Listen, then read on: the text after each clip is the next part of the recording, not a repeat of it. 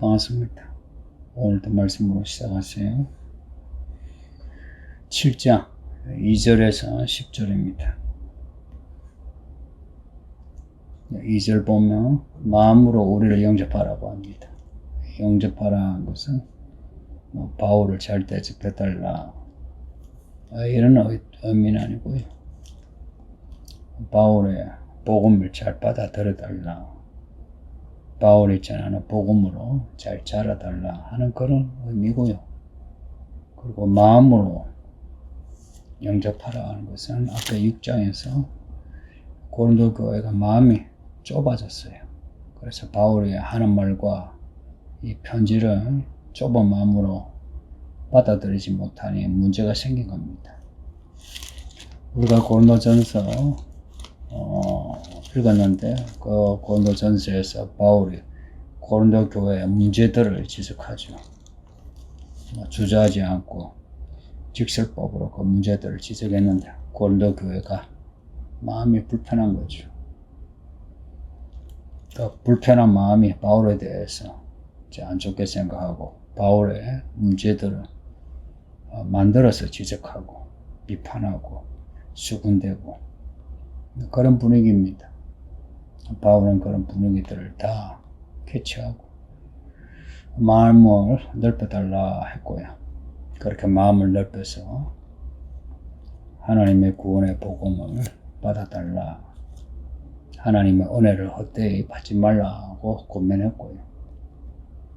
바울이 이런 말을 할 수 있는 게 고린도 교회에 신세진 게 없습니다. 실제 고린도 교회가 바울에 대해서 트집 잡을 만한 일이 없어요. 바울은 이걸 반복해서 강조합니다.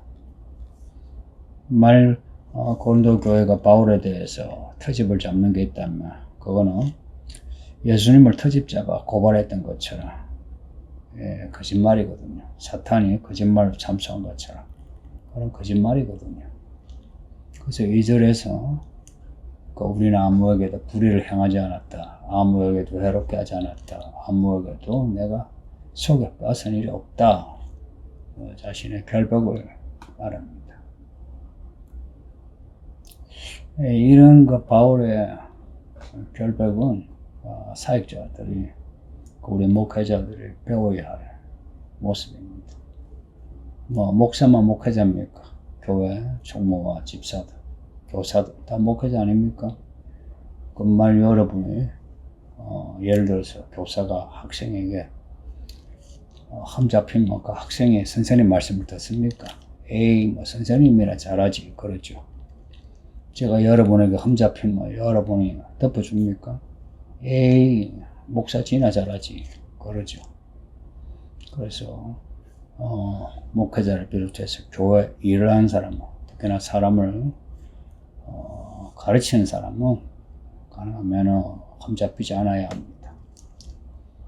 그리고 바울이 고린도전서와 후서에서 이런 문제를 지적하는 것은 고린도 교회 당신들은 나빠, 나는 옳아 이런 의도가 아니고요. 바울이 계속해서 말하지만 그 3절 끝에 너희가 우리 마음에 있어 함께 죽고 함께 살고자 함이라, 이 마음입니다. 그러니까 고린도 교회와 하나가 되고 싶은 거예요. 근데 우리끼리 하나가 되는 게 아니라 주 안에서, 말씀 안에서, 성령 안에서 하나 되고 싶은 거예요. 그러면 주의 말씀, 성령의 인도하심을 따라야죠. 이 함께라는 말이 바울의 편지에서 많이 강조됩니다. 그리스도와 함께. 그리고 바울은 또 나와 함께. 성도님들, 우리가 그리스도와 함께 살아간다. 이제 거기에 되려면 여러분이 저와 함께 믿음 생활 잘해야죠. 말씀을 전하는 저하고 여러분이 함께가 아니라 따로 이렇게 분리되어 있으면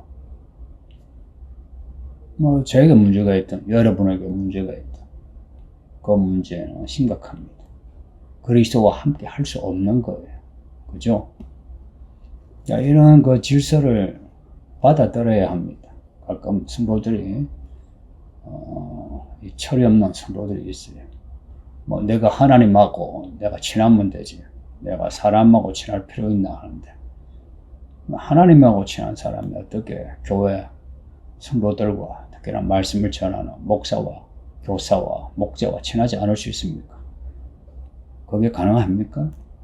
구약에서나 신약에서나 그런 가능성을 말씀한 곳이 한 군데도 없어요. 근데 어찌된 일인지 이제 이런 말도 안 되는 논리가 사람들에게 먹힌다는 게 참 서글픕니다.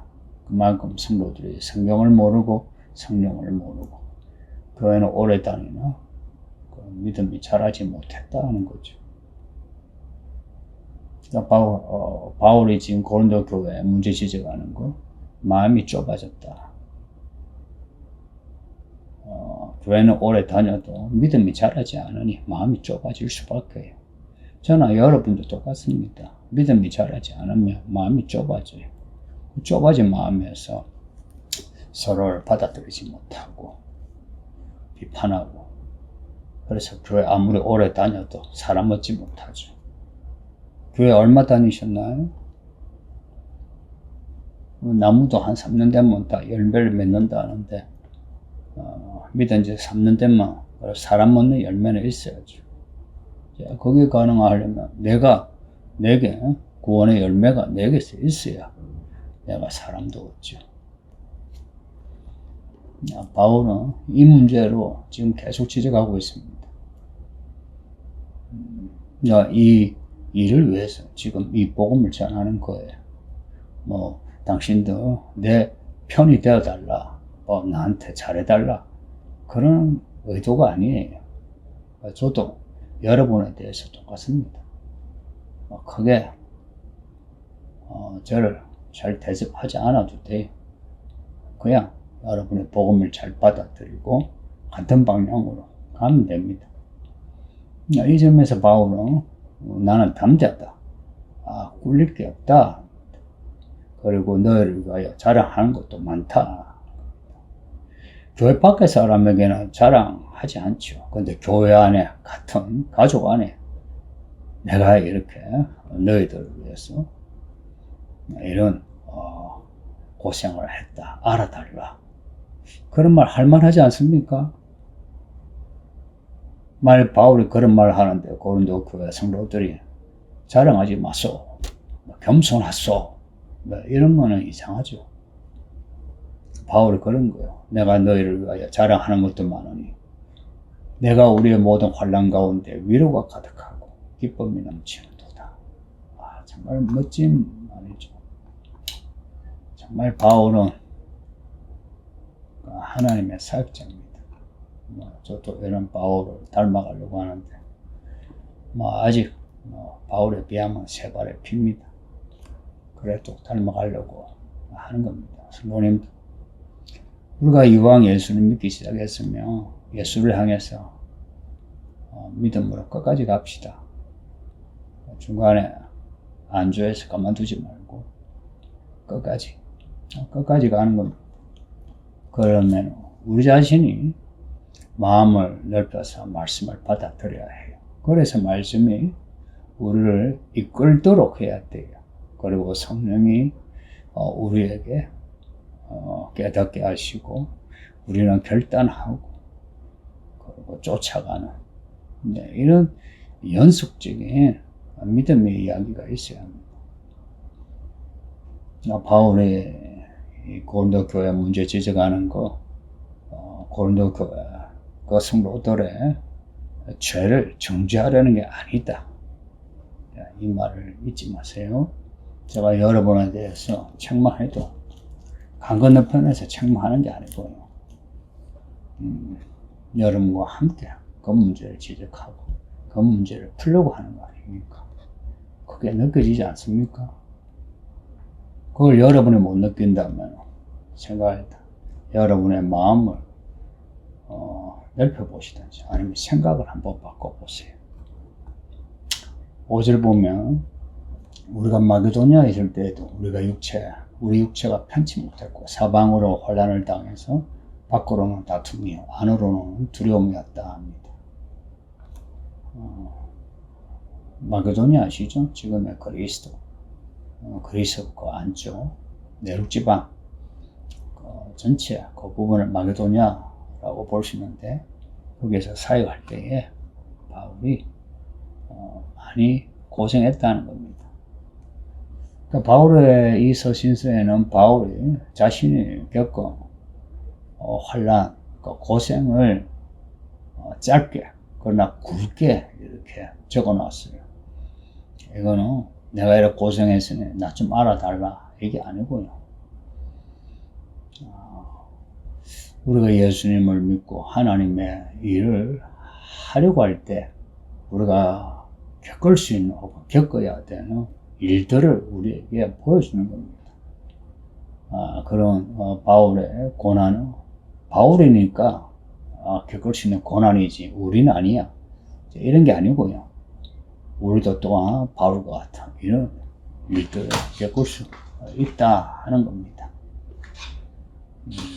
마게도냐에서 바울이 겪은 일을 5절에서 기록하고 있는데, 사방으로 환난을 당해서 밖으로는 다툼이요 안으로는 두려움이었다 합니다. 환난을 겪었다 하는 거예요. 밖으로는 다툼이요 안으로는 두려움이라. 구체적인 사건은 잘 몰라도 이 단어 자체에서 바울이 얼마나 어려웠는가 알 수 있죠. 밖으로는 다툼이, 안으로는 두려움이라. 밖으로는 다툼이고 안으로는 두려움이라. 안팎으로 힘들었다는 겁니다. 이런 바울에게 위로가 되었던 것은 6절에 보면 디도가 왔다는 거예요. 낙심한 자들 위로하신 하나님이 디도를 보내셨다. 그 5절의 이 상황에서 바울이 낙심하고 있다는 겁니다. 그 앞에 바울이 내가 낙심하지 아니하고 고백을 했지만, 낙심까지는 아니라도 바울의 마음 힘들 때 하나님이 디도를 보내시면 바울의 마음을 위로하고 힘을 줬다는 겁니다. 바울과 디모데, 바울과 디도의 관계는 여러분이 성경에서 한번 찾아보세요. 디도에 대한 바울의 마음은 각별합니다. 디모데, 지금 이 고린도 후서도 바울과 디모데의 공동 저자인데요. 근데 디도와의 관계 또한 디모데 못지않게 각별합니다. 디도가 바울에게 정말 든든한 동력자였던 것 같아요. 디도가 바울에게 오므로 바울이 크게 위로를 받았다는 겁니다. 7절에 보면 디도가 왔다는 것 자체만 아니라 디도가 고린도 교회에서 겪은 일들, 그런 일들 중에 바울을 위로하는 일들이 있죠. 고린도 교회가 이렇게 바울의 글을 읽고 받아들이고 이렇게 바뀌었다. 그런 일들을 디도를 통해서 듣게 된 거죠. 그 내용이 7절 뒤에 보면 너희의 사모함과 애통함과 나를 위하여 열심히 있는 것을 내가 보호받았다. 그러니까 고린도 교회가 대부분의 사람들은 바울을 좋아한 거예요. 그 일부분이죠. 원래 일부의 악한 사람들의 소리가 크잖아요.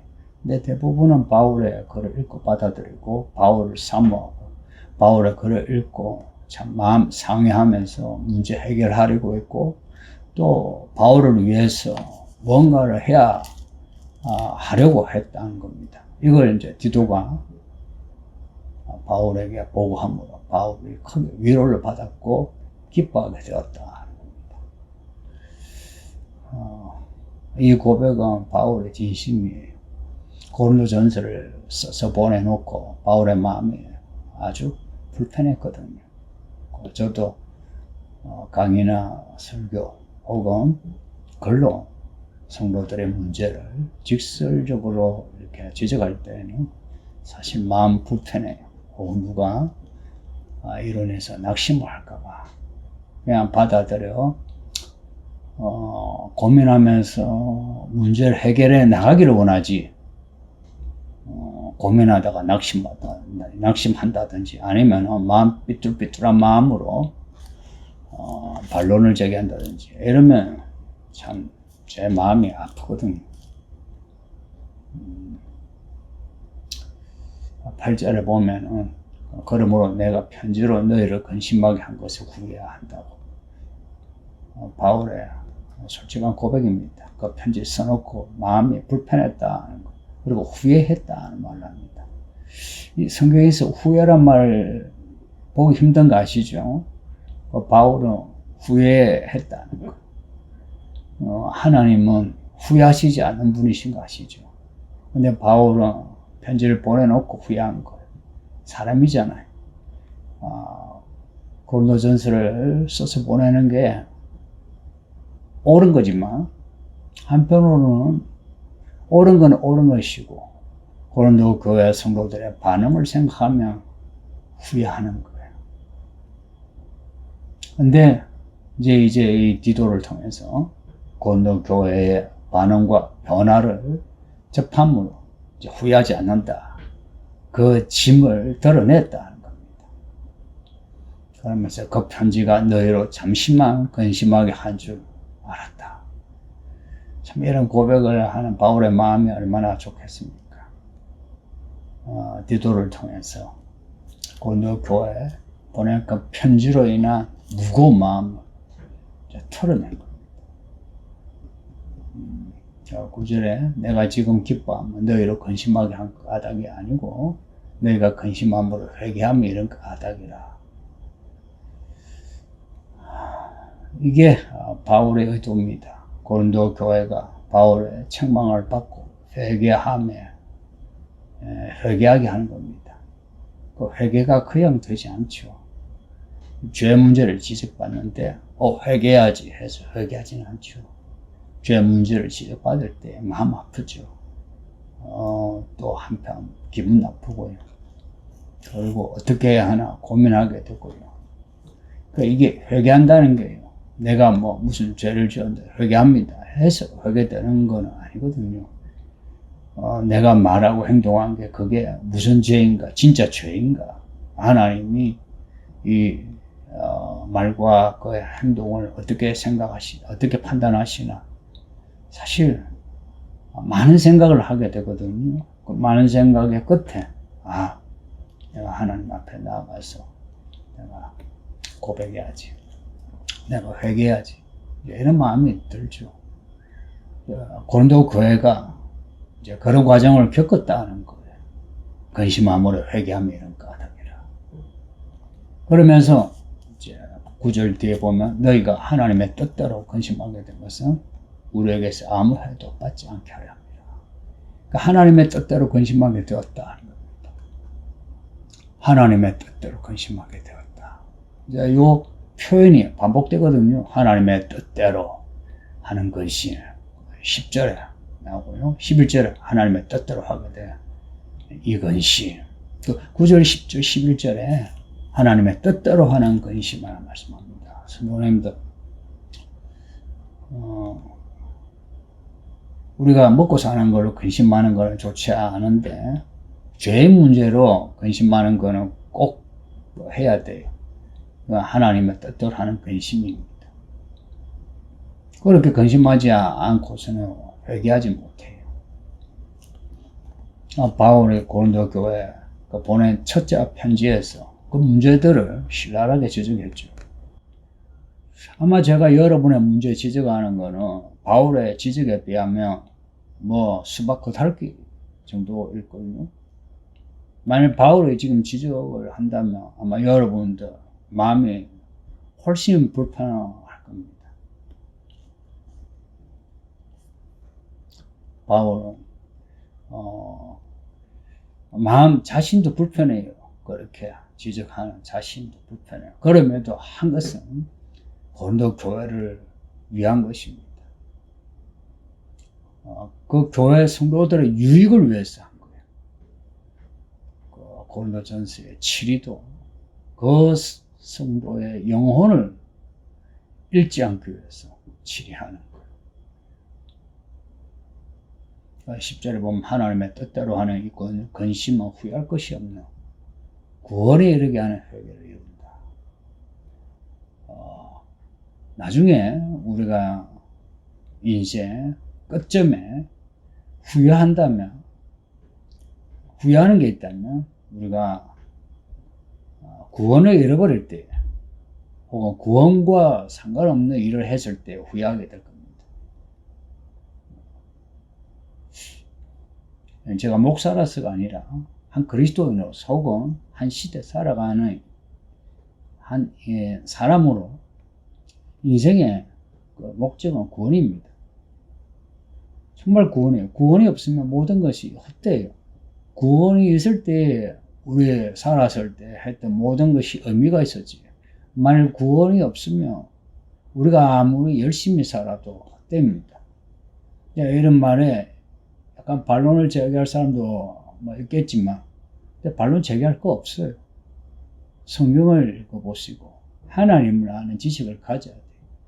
그리고 인생에 대해 좀 알아야 돼요. 인생에 대해 알아야 돼요. 이 인생에 구원이 없으면 아무것도 없습니다. 그 인생의 목적이 뭐냐? 구원이에요. 먹고 살고 자식에게 재산 물려주고 아니면 이름을 남긴다. 세상에 이름 남길 거 없습니다. 그 영화에 나온 한 대 써 있죠. 호랑이는 가죽 때문에 죽고 사람은 이름 때문에 죽는다고. 이 사람들에게 이름 남길 거 없어요. 이름을 남기려면 하늘에 생명체의 이름을 남겨야 합니다. 사람이 알아주는 이름 말고요. 하나님이 알아주는 이름이에요. 그 하나님이 알아주는 그 이름이 구원입니다. 구원에 이르게 하는 회개. 구원에 이르려면 회개가 필요하다는 겁니다. 회개가 없는 구원은 없어요. 수노님들. 교회에 어떤 직분을 가졌든 무슨 일을 하든 매일매일 회개해야 돼요. 만일 그러지 않으면 구원의 기쁨을 잃어버리고요. 구원의 능력을 잃어버려요. 세상 근심은 근심할수록 사람이 무력해지죠. 그런데 우리가 구원에 이르기 위해서 근심하는 거는요, 우리를 살려줘요. 정말 그렇다는 거 경험하신 분은 아실 거예요. 내가 내 죄로 고민하고 회개하고 할수록 우리의 생활에 생기가 있었어요. 그리고 실제 우리 하는 일이 잘 돼요. 그러네, 성도님들. 우리 이 말씀을 정도가 읽으시고 생각하시오.